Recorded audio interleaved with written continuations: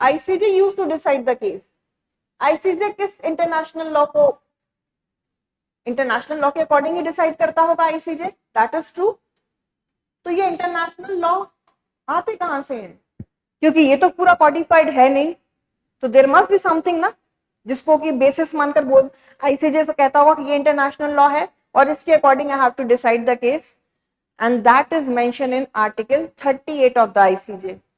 ICJ के statute में article 38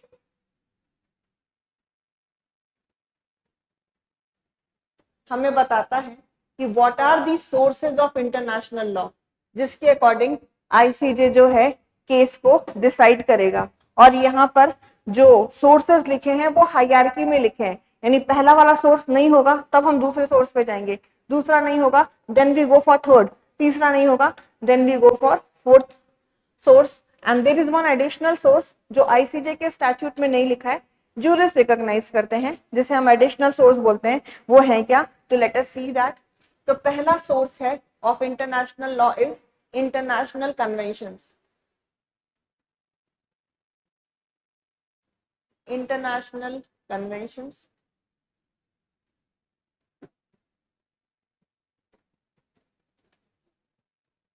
अभी जब डिटेल में पढ़ेंगे तो बताऊंगी कि कन्वेंशंस में सब आता है, ट्रीटी भी आएगा, प्रोटोकॉल भी आएगा, अग्रीमेंट भी आएगा। UN Charter is a charter which governs the mechanism of United Nations. That is the organization. वो उसको कैसे गवर्न करेंगे, आईसीजे वो कैसे करेगा, उसका आईसीजे का statute is there. General assembly कैसे काम करेगी, सेक्रेटरीट कैसे काम करेगा, which country has veto power, it means how international organisation use to work of the UN, उसके बारे में mention is there in the United Nation charter. यहाँ पर आईसीजे मैटर कैसे डील करेगी, that sources are given here. जैसे हमारे पास क्या है, हमारे यहाँ इंडियन लॉ में तो जो भी मैटर आएगा वो किस लॉ को इन्वोक कर रहा है, दैट के according case will be decided. Yes, अगर मान लो किसी के साथ टॉर्ट हुआ होगा, न्यूसेंस हुआ है, नेग्लिजेंस हुआ है, तो court will decide according to the tort law in India. If there is a breach of contract, आपने मंगाया था एसी और आपको पुरानी एसी डिलीवर कर दिया फ्लिपकार्ट ने, तो contract law will be invoked. SOGA के थ्रू अगर जाओगे तो SOGA will be involved, it is the movable property. तो इंडिया में स्पेसिफिक सब्जेक्ट मैटर डील करने के लिए we have codified laws. ICJ के डिसाइड करेगा case according to international law. Source क्या होगा, दैट इज मेंशन देयर, कि पहले हम कन्वेंशंस देखेंगे। इंटरनेशनल कन्वेंशंस मतलब क्या कोई ट्रीटी है, क्या कोई प्रोटोकॉल है, क्या कोई एग्रीमेंट है between nation, that we will be seeing. International convention के साथ साथ it could be international custom, और ये हम देखेंगे कि इंटरनेशनल कस्टम दो तरीके के होते हैं। It could be either the general convention और it is the particular international convention. General का मतलब it is binding on all of the states, सारे नेशन, और पर्टिकुलर मतलब केवल सिग्नेटरीज पे बाइंडिंग होंगे। Another source is international custom.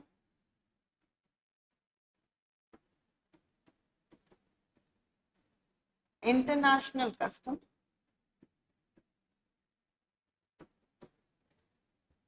और अभी ये सारे चीजों को हम बहुत एलोबरेटली पढ़ेंगे। इंटरनेशनल कस्टम्स में कस्टम की क्या क्वालिटीज हैं, क्या कुछ डिफिकल्टी आती है क्या, क्योंकि custom is the old source of, old and original source of international law.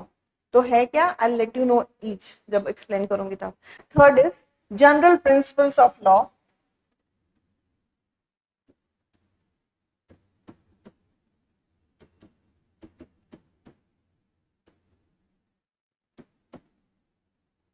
as recognized by civilized state,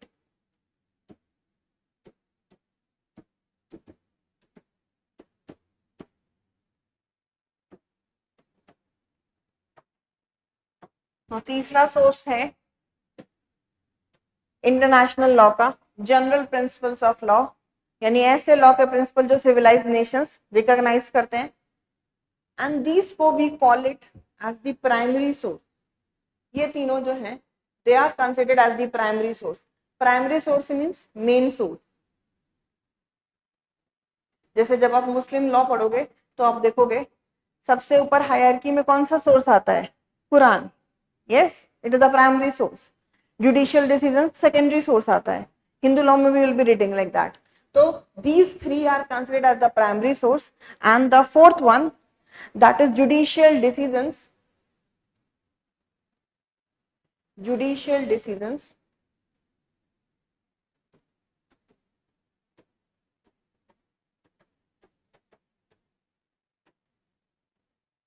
and teachings of most highly qualified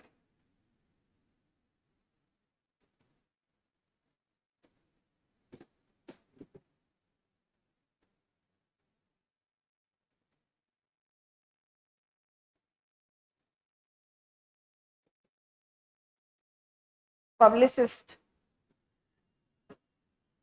of civilized nation,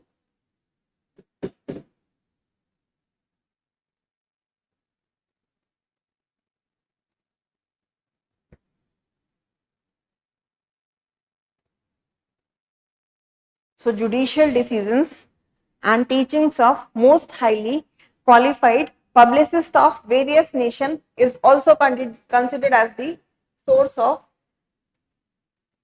international law, लेकिन ये subsidiary source है, यानी ये secondary source है.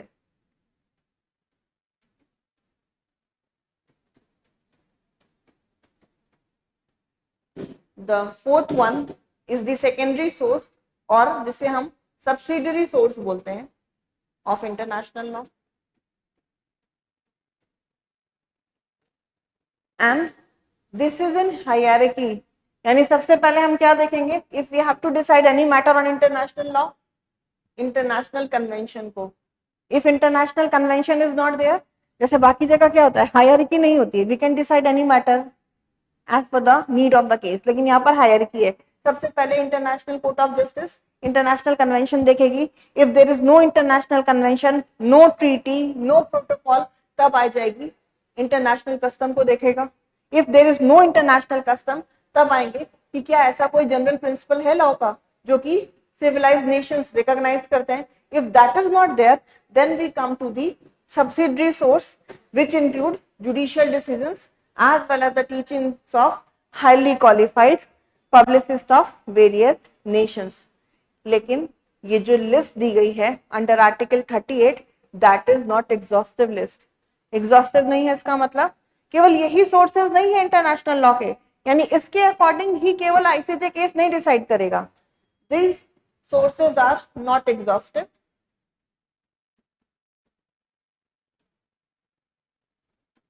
Rather, ये जो provision है article 38 का, it is in nature of declaratory provision. Declaratory provision मतलब ऐसा प्रोविजन जो कुछ डिक्लेयर करता है.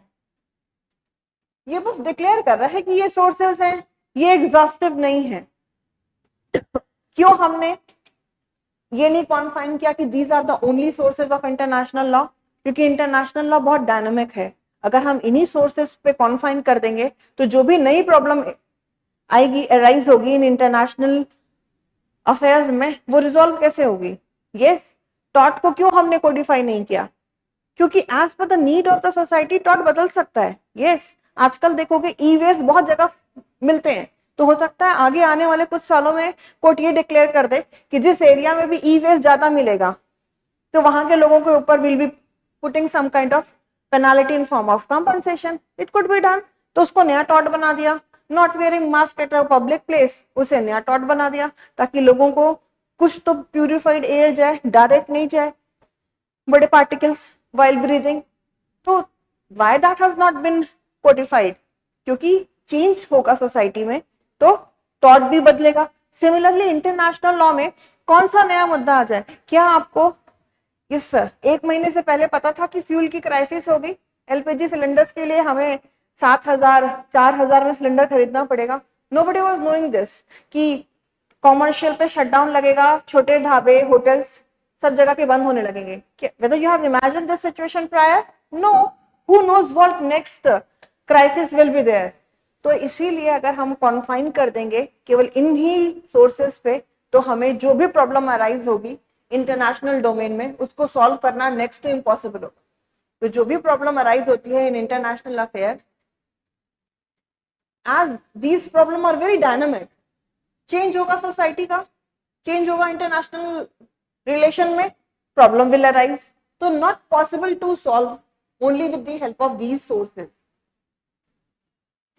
Not possible to solve only with help of these sources. इसीलिए ये सोर्सेस एग्जॉस्टिव नहीं है.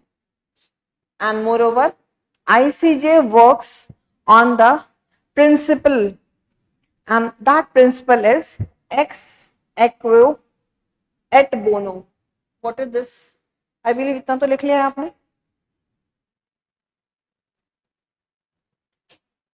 This is a Latin maxim, ex equo et bono.